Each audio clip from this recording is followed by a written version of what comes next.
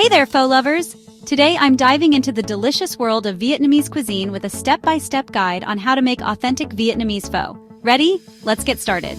First, the broth. Blanch 2 pounds of beef bones in boiling water for about 5 minutes, then drain and rinse. This gets rid of those unwanted impurities. Next up, char an onion and a 4-inch piece of ginger in a dry pan until they're slightly blackened. Trust me, this adds an amazing depth to your broth. Now let's simmer.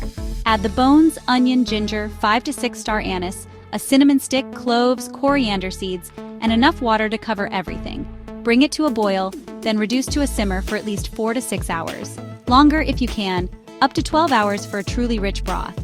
Make sure to skim off any scum that rises to the surface. While that's simmering, let's prep the noodles. Soak your rice noodles in warm water for about 30 minutes until they're soft. Just before serving, cook them for 2 to 3 minutes in boiling water, then drain and rinse with cold water. Now, the beef. About 30 minutes before serving, cook your brisket in the simmering broth until tender, then slice it thinly. For an extra touch, you can also thinly slice raw flank steak and add it to the bowl just before serving. The hot broth will cook it to perfection. Time to assemble.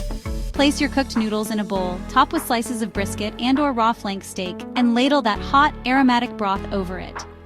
Garnish with fresh herbs like basil, cilantro, and mint, bean sprouts, lime wedges, sliced jalapenos or Thai chilies, and don't forget the hoisin and sriracha on the side.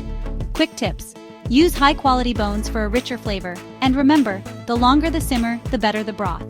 Keep your spices in a tea bag or cheesecloth for easy removal, and adjust the flavor with fish sauce or salt as needed. And there you have it, your very own homemade Vietnamese pho. Enjoy customizing your pho and sharing it with friends and family. Thanks for watching, and happy cooking!